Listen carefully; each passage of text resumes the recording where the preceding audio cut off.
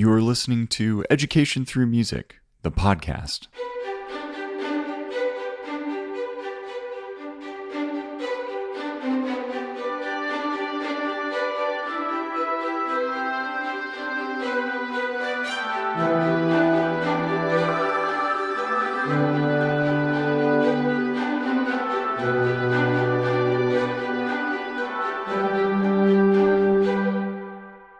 As always, I'm your host, Noah, and my guest today is Dr. Deb Confredo. Deb is a 42-year veteran music educator, as well as a highly sought-after guest conductor, clinician, adjudicator, and lecturer. She's currently teaching at Temple University and is the president-elect of NAFME, the National Association for Music Education. This episode will be released in two parts because as I was editing, I realized it was a lot of material and all of it was valuable. It was very difficult to cut anything. So be sure to stay tuned for part 2 of this episode when that comes out. And without any further ado, Deb, thanks so much for being here. Noah, thank you for having me. This is going to be great. I'm looking forward to our discussion today. Me as well. So let's get right into it. This being a show about music education, how did you first become a musician? It's a great question, and I'll try to give you the really truncated version. My parents, I love them both dearly, and we're still around, which is great. My mom plays piano, and my dad, he likes to joke that he sings lead loud. So dad really doesn't do anything but, sing in the shower. When I remember this, my very, very first memory, when I was about 5 years old, we went to a wedding, and the reception was in a gym. It's back in the, early 60s. It was in a gym, and there was a band playing on it was like a gymnatorium, right? So there was a stage and there was a band playing. And I can remember being close to the stage and feeling the bass drum of the set just kind of resonating inside me. And I was a little scared of it actually. But it intrigued me more than it scared me. A few years later, my dad, my dad was a blue collar worker, didn't make a whole lot of money. And he was able to get an upright piano from some old bar, and like half the keys didn't work, but he got it for free. And that's what I learned to play piano on initially. So I started as a piano player when I was about 5, 6, 7 years old, and then later on, found a home in choir, and then in band, and then it just kind of grew from there. So it was very sort of haphazard, I guess. Were these school programs, the choir and the band? Yeah. So, and I wasn't in school music, well, general music in elementary school, but when I was in junior high school, I remember a bunch of girlfriends and I, we went to a football game on a Saturday afternoon, a high school football game, and we had our, confetti and whatever. Yeah, we were kids. We didn't know other than this was a thing to do on a Saturday afternoon. And the marching band came on, and I was just mesmerized. Absolutely mesmerized. And I thought, I have to do that. So I ended up going to the band director at the junior high school and just bugged him, like daily, bugged him. I want to do this, want to do this. And he finally called my mother and he said, she's like really bothering me. She comes to me every day and she doesn't play an instrument. And my mother said, we don't have money. And he says, don't worry. He says, I'll take care of that. Can she be in the band? And mom says, sure. So he gave me a school-based clarinet, and that's what I started out on. And I just, I took to it really, really well. And at the same time, I'd already been singing in the choir, which I just absolutely loved. I love my choir director, and it was just fun. And those two things together were like, those were the reasons why I love going to school, really. And then high school, I didn't do choir anymore. I think there was a conflict with the time that band was being offered. So I stuck around in band and did just a ton in that program. So yeah, it was all through the school music program. I continued to take piano lessons all the way through high school, and then went to school for music in the college level. So yeah, that's the history basically. Awesome. So this, I think, is probably leading chronologically into my next question, which is what led you to become a music teacher? Yeah. Well, frankly, it's something that I just couldn't not do. Hmm. And I knew that, no, believe it or not, I knew that in junior high school. After I was started working with the band, I had already been in the choir. And to me, it was like heart and emotion and science just sort of all rolled into one. And I really wanted to do that. I saw my directors as these wonderful people who gave a lot to the kids who were in the ensembles. And it was something that I felt I could do. Fast forward to high school, and everybody does the SATs and the PSATs. And I remember after doing the PSATs, everybody had a meeting with their guidance counselor. And I was a pretty good student in high school academically. And he said, "Well, what do you think you want to do? How do you want to focus yourself in college?" And I told him what I wanted to do, and he just stopped and he said, "Well, why in the world would you want to do that? You can do anything you want." And I was just so Right. put off by that. I said, "This is what I want to do." He was trying to talk me out of it, probably for reasons that we all know about. Teachers don't get paid a lot, but that's really what I wanted to do. So it just goes all the way back to when I first started to be part of the school ensembles, that I felt this is where I need to focus my career. Yeah, I think it's a pretty common thing for since everybody has this experience of having a teacher before they become a teacher, being inspired by one of these teachers, either for positive reasons or for negative reasons to go on to become a teacher. You either want to do for another student what this teacher did for you, or you want to do for another student what you didn't get from Exactly. your teachers. And it sounds like you had some really positive examples. For the most part, I think I did. I do this one, and I'll tell you just a real quick little story, which just infuriates my mother. My junior high band director, he was a great guy. I remember saying to him, "I want to do what you do. I want to be a band director." And he just looked at me and he kind of laughed. This was I was like ninth grade, I guess. And he said, "Sweetie, it's a man's world." And he turned on his heels and he walked away from me. And I thought, Huh. well, that's good enough for me. I'm just going to take what you said and I'm Right. going to do the opposite. I'm going to do this anyway. And I don't see any gendering in this at all. It's just music. That was the one sort of negative pushback that I got. And it really just worked to make me even more committed to doing what I was doing. But for the most part, you're right. That was all very, very positive and very encouraging from all of my music educators. I suspect this is something we're going to talk about a little bit later. This the gendered piece in music education, because that sort of stuck out to me as something that sort of conflicts with the report that we're going to talk about in a bit. But another piece that jumped out to me is this guidance counselor who was sort of confused as to why a high performing student would want to go on to become a teacher. I think that it's such it, I find a lot of my teacher friends sort of bring this a similar perspective to the profession of like, well, I'm a little bit of a rebel in this situation. Society is telling me that this is something that I shouldn't be doing, but I've chosen to do it anyway because this is something that I love. And I think that there's some camaraderie to be experienced among teachers in that situation, and music teachers especially. Absolutely. I mean, if I could just interrupt for just a second, I Sure. had a class last night with my with graduate students. I teach psychology and music learning and development and behavior, I should say. And we're in a section in our semester right now where we're talking about music, human music development, right? Mhm. Musical development. And part of what they had to work on this past week was sort of a musical biography, and to talk to me a little bit about their first memories of music, sort of like what we began with here today, how their home environment supported that. And so that sort of set the stage for what we talked about last night. And then we moved into, we took that as the foundation. And then the next part of the discussion was um, to what extent did your family situation support or not support your decision to go on into your career? I have in that course, we have music educators, music therapists, and performers. So it's a nice mix of people.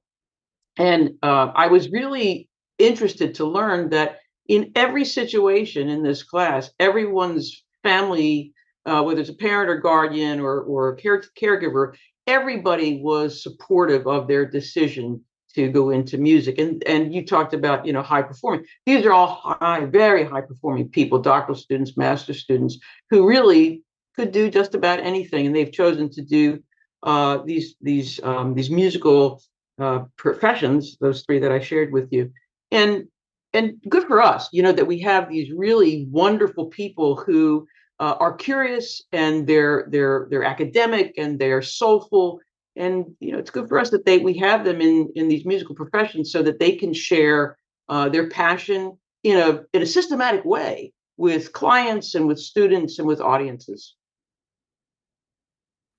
And I think that being involved in higher education around music education must give you a sort of three-dimensional view of sort of the complexity that goes into these people who get involved in music at the as a profession, but aren't rock stars or pop stars or that sort of thing.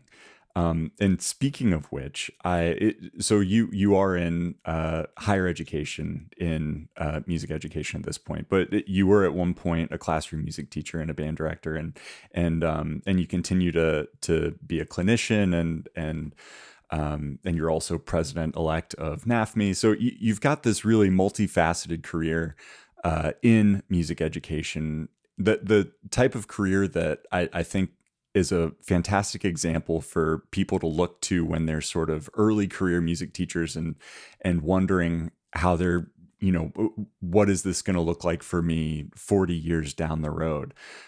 So I wonder if you could share some particularly memorable anecdotes around these the transitions in your career that have led you to these various positions. Yeah, that's a great question. And before I do that, let me just take your thought there, Noah, about what's this going to look like 40 plus years on. And to that, I would say it will look different for each individual. However, I think what we're getting at here are possibilities. Mm-hmm. That you can well, for example, I graduated college in 1980, so I'm 43 years in, right? And I've got really, really good friends that I graduated with, who are recently retired and spent their entire career teaching general music or middle school orchestra or whatever, and did great work at those levels for that entire period of time. So, and there's a lot of worth in that. So it runs the gamut from someone who is committed to one school for a long period of time, all the way to people like me who kind of jump from one thing to another for various reasons. So getting to your question about these issues of transition, I started out teaching in upstate New York, so the southern tier of New York, the Corning area, and I did my first two teaching assignments were really where I did my student teaching, so which was great because I knew the people there, I knew the parents, I knew the kids, I knew the faculty. So these were really wonderful assignments to have in my very first couple of years, because it was just that was an easy transition from college to professional life, and I would have stayed there. I really would have stayed there. My second and third years of teaching was in Bath, New York, up near the Finger Lake region, and had a really wonderful, just a great bunch of colleagues I worked with there in music and outside of music. The kids were fantastic. I loved living there.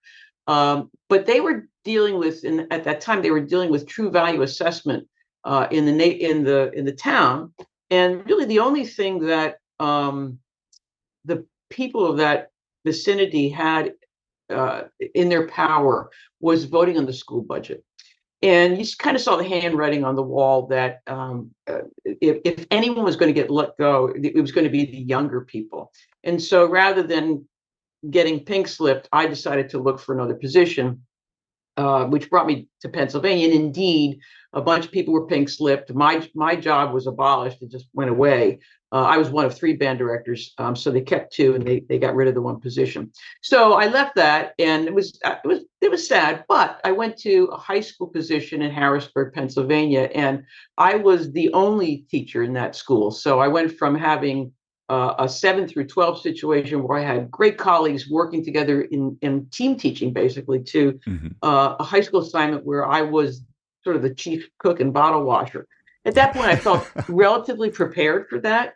And so it was a good time to make that transition. So I was feeling good about my growth up until that point.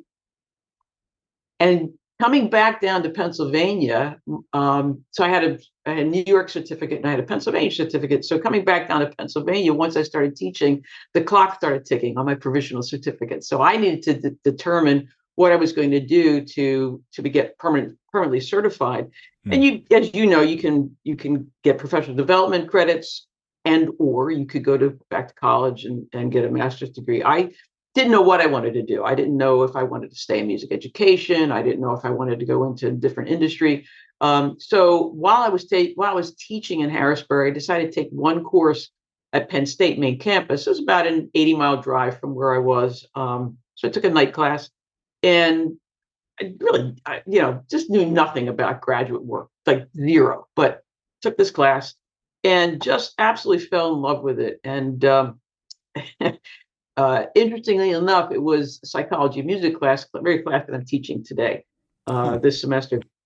And my professor was great, and I remember handing in some papers and sort of researchy kind of things, which I'd never done before. And he wrote back to me. He said, "You're really good at this." He said, "Have you ever considered, teaching at the university level?" This is the first time that anyone had ever said anything like that to me, and it just kind of blew my mind. And I had an appointment with him, and we talked about it, and I just let him talk to me about what it would mean, what were the implications of that, and he planted the seed. And it's like, this because you're a teacher. When you see someone or you're working with someone and you see something good in them, we have a choice, right? We can just kind of note it and then move on from there, or we can note it and say something. Right? This person said something, and if he hadn't said that to me, it's very likely that my personal trajectory, would have been very different. But he did. He said something to me, and so that again planted the seed. And so a handful of years later, I decided to quit public school teaching and go full time as a master's student. I was a double major. I was performance and education major at Penn State to finish that degree. And while there, got really involved in teaching saxophone. I was a TA for the saxophone studio. I was also TA for general music classes. So I had this broad experience, and I got more and more involved in the research end of it too, which I really, really liked. When I was in elementary school, I remember really enjoying writing a lot, and I wanted to be fifth grade. I wanted to be a writer, and here I was as a master's student, sort of combining my passions, music and writing, and it was perfect. It was just perfect for me. So I went on to do my doctorate at FSU, and that was difficult. And I'll give you a really quick story about that. I decided to go to Florida State for my doctorate. I was home. I was back at my parents' house in King of Prussia, Pennsylvania. And I had a few days to go before moving to Tallahassee. And I got a phone call from one of the band directors who was up at that school that I told you about in Bath, the one that I left because of True Value Assessment coming due. And he said the other band director was retiring, and we really want you to come back. And this was a couple of days before I went to Florida State. And I said, let me call you back. And I felt like I was being tugged in both directions, because this to me, the job at Bath was like a dream job for me. I just loved being there, hated to leave. And I was on the cusp of moving into something that was brand new to me. I knew no one down in Tallahassee. I was going into it really just with my eyes kind of closed. So it was a very difficult decision. But I called him the next day and I said, I hate to say no, but I have to say no. And I went to Tallahassee and then started working on the doctorate, and continued to perform, continued to conduct, continued to play in jazz ensembles and concert bands, and did all those kinds of things that one needs to do to prepare themselves to be somewhat successful at the university level. And then fast forward 3 years later, finished the doctorate, got my first job at Illinois State University with my then husband, Bob Sheldon. And he got a job at a high school in Peoria. So we had this nice little life for ourselves in Illinois. And my daughter was born during that time, our daughter, I should say. And then Bob and I ended up splitting up. We're still good friends. So that's a great thing. But we came to a conclusion that being married probably wasn't in our best interest for each other. And then I, needing some family support, moved back home, and that's how I ended up at Temple. Because Mm. Temple's really right in my backyard. My family was all there, and it ended up being just a very fortuitous because it's a great job, and I could continue to do the things that I wanted to do. My family was around, and I've been there for since 2002. So it's been a long time. Anyway, I don't know if that answers your question, but it kind of gives you those little markers that help me move from place to place. And it all made sense at the time. And I think if I had to do it over again, I don't know that I would change anything. I think maybe I'll rearrange the questions a little bit because you mentioned that research was something that you found yourself really enjoying, and that's what drove you to head down to Florida and that sort of thing. So I'm wondering if we should get into the music teacher profession initiative at this point and the context around that. Yeah, yeah. So this actually came really through the back door. This was, we were all in the throes of the pandemic, and Mm, you remember that time the country, well, the world was sort of in upheaval, and yeah. in addition to the pandemic, the United States was just engaged in a lot of social unrest at that time, Yeah. of course, and our then president, the nephew's then president, Mackie Spradley, made the decision that people across the country, music educators across the country, needed an outlet to share their concerns, their thoughts, their ideas that surrounded issues of equity, pretty much as it was derived from the social unrest that was happening in the country at the time. So she decided that it would be a good idea to put together multiple town hall meetings during the fall of 2020, primarily for people to have voice. Mm, She gave people a safe space, a brave space to offer their ideas, their thoughts, their concerns, their questions, their issues. And it wasn't really a space where we were going to answer questions, but a space where people could bring their questions to the table. So we kind of had our finger on the pulse of what was going on throughout the country. And I went to a few of them and kept my mouth shut for the most part and just listen. I think that's part of what I try to do in my leadership positions, do a lot of listening. Um, People tell me when I'm not, so that's a good thing, to get that feedback. yeah. And for the first couple, I did a lot of listening, and then the third one, I remember thinking to myself, we need to do something about this, because I kept hearing some of the same concerns, in different ways, but some of the same sentiments and ideas coming through over and over and over again. So it felt to me like there was an accord across the country, and we needed to do something about this, right? That had to do with pretty much the lack of equity in our profession. Yeah. And so I got in the queue to ask a question. And then I got a chance to speak. And I said, and I'm paraphrasing now, I said, well, now what do we do? That's being a little crude about it, but that's basically what the question was. What do we do now? Yeah. So, excuse me. So Mackie said, well, why don't you think on that and come up with a way to address some of these questions? So we talked about it, and we were given the opportunity to put together the Music Teacher Profession Initiative. And so we reached out to a bunch of colleagues across the country who were willing to give time to focus on a lot of these issues. And that committee formed in January of 2021. And really, no, in the first 6 months of our existence, we had several meetings, and the meetings were basically to figure out what our mission was. We didn't know, because there were so many things we could have discussed and focused on. So we took about 6 months to figure it out. And when it all shook out, what we determined was we needed to find out how we could to identify the barriers to to the profession, particularly for people of color, people in traditionally marginalized populations, and not to leave it there, not to leave it just identifying the problems, but now what can we do about it? So it was this kind of two-pronged process. The next thing we tried to determine was where do we jump in on this? Earlier, you talked about things kind of being three-dimensional and problems being very complex, and that's exactly what we found in our work with the MTPI. And we could have jumped in at any stage. In other words, we could have started talking to elementary teachers and what do you see as the issues, or secondary teachers, what do you see, and right? The challenge with this is that all of these sectors of music education and music educators are inextricably tied together, right? You can't have secondary music without elementary. You can't have music degree programs without secondary programs. You can't have teachers in the field unless you have degree programs. So everything was sort of just tied together.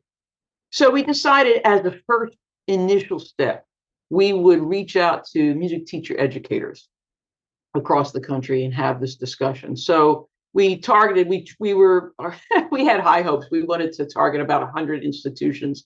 We were going to have conversations. And of course, that's a lot of people power, a lot of human time involved. And when it all really shook out, we ended up with 24 institutions who took part in our interview process, our discussion process. I should probably say it's a better use of a better terminology to use.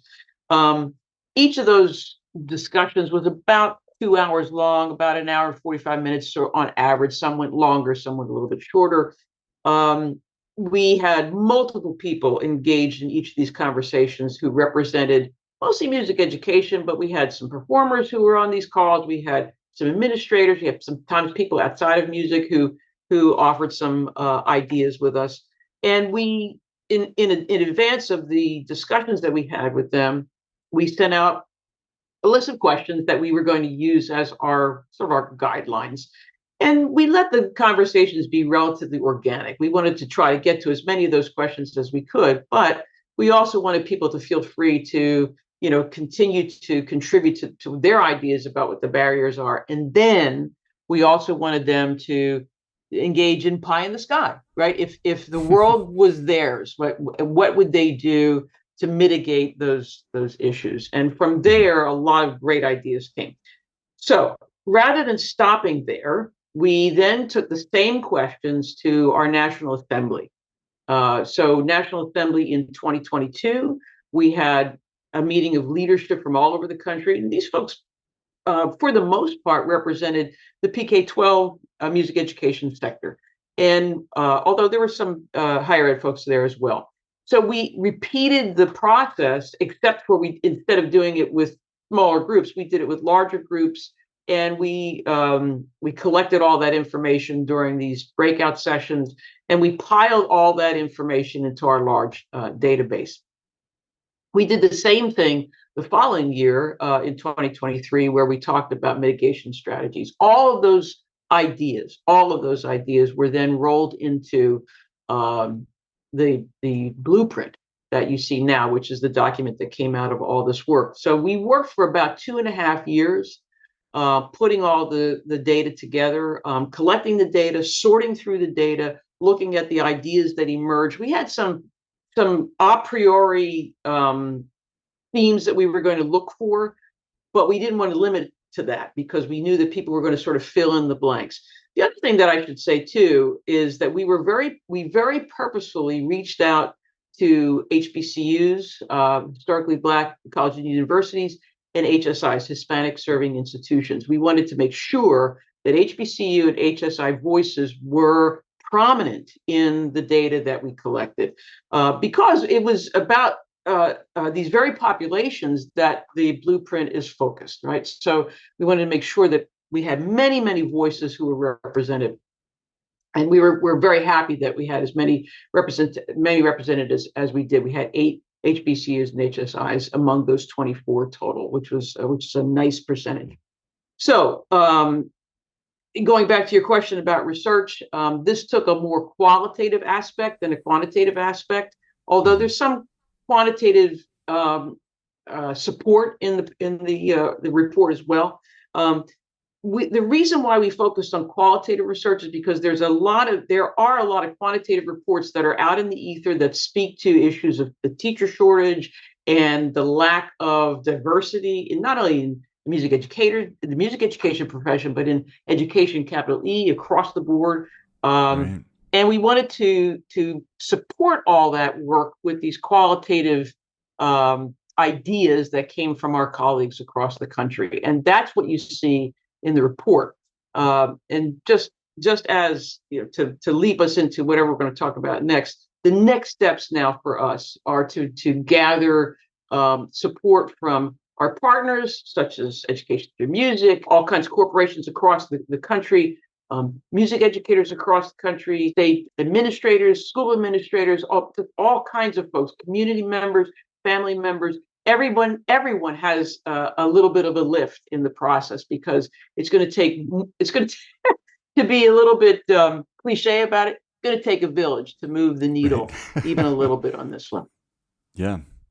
With that, we conclude part 1 of this conversation with Dr. Deb Confredo. For a deeper dive into the MTPI and its findings, as well as a discussion with Deb about her plans for her term as NAFME president, be sure to tune in for part 2. Until then.